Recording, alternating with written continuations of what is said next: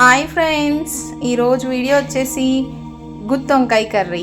మనం రైస్లో చపాతీలో ఎంతో టేస్టీగా ఉండే గుత్తొంకాయ కర్రీ తయారీ విధానం చూపిస్తున్నాను.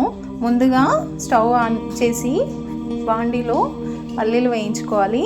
అదేవిధంగా ప్లేట్లో నువ్వులు, జీలకర్ర, మెంతులు, ధనియాల పొడిని తీసుకోవాలి.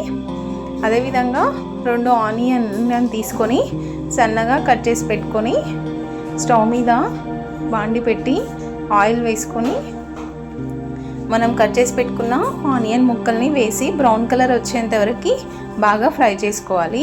అదేవిధంగా 2 లేదా 3 టమాటాలు తీసుకొని సన్నగా కట్ చేసుకొని ఆనియన్తో పాటే టమాటాలని కూడా ఫ్రై చేసుకోవాలి. ఇలా టమాటాలు ఆనియన్స్ మగ్గిన తర్వాత వీటిని చల్లార్చుకోవాలి. ఆ తర్వాత ఒక బౌల్లో నిమ్మకాయ సైజ్ అంతా చింతపండుని తీసుకొని నానబెట్టుకోవాలి. నేను 1/2 kg వంకాయల్ని, ఫ్రెష్ వంకాయల్ని తీసుకున్నాను. ఈ వంకాయల్ని 4 సైడ్స్ కట్ చేసుకొని సాల్ట్ వాటర్లో వేసుకోవాలి. వేసుకున్న తర్వాత మనం తీసుకున్న దినుసులు ఉన్నాయి కదా, ఈ దినుసుల్ని మిక్సీ జార్లో వేసుకొని మెత్తగా మిక్సీ చేసుకోవాలి. ఈ మిక్సీ చేసుకున్న పొడి ఉంది కదా, ఈ పొడిని మనం కట్ చేసి పెట్టుకున్న వంకాయల్లోకి నింపుకోవాలి. నేను స్పూన్తో నింపుతున్నాను.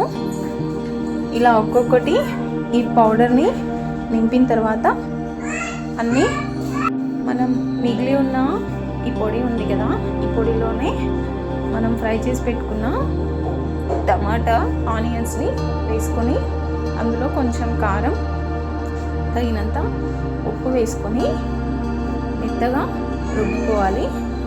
కొంచెం వాటర్ వేసుకొని ఇలా మెత్తగా మిక్సీ చేసి పెట్టుకోవాలి.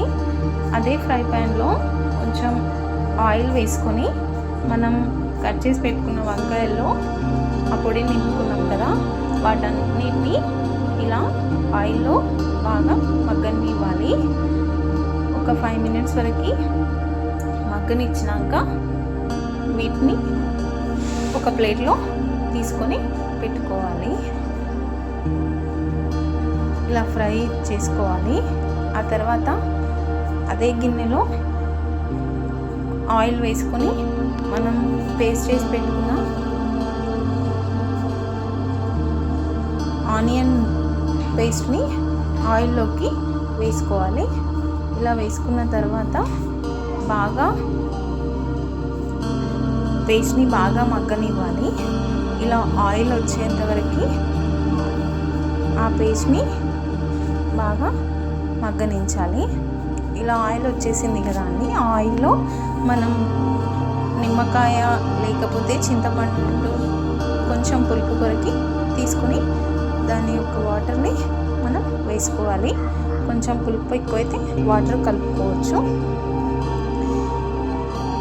ఇలా కలుపుకున్న తర్వాత మనం ఫ్రై చేసుకున్న వంకాయలు ఉన్నాయి కదా, వంకాయలు అన్నిటినీ వేసుకోవాలి. వేసుకున్న తర్వాత ఫ్లేవర్ కోసం కొంచెం తరిగి పెట్టుకున్న కొత్తిమీరని వేసుకోవాలి. తర్వాత కొంచెం కలుపుకొని మూత పెట్టేసి ఒక 10 minutes వరకు స్టవ్ మీద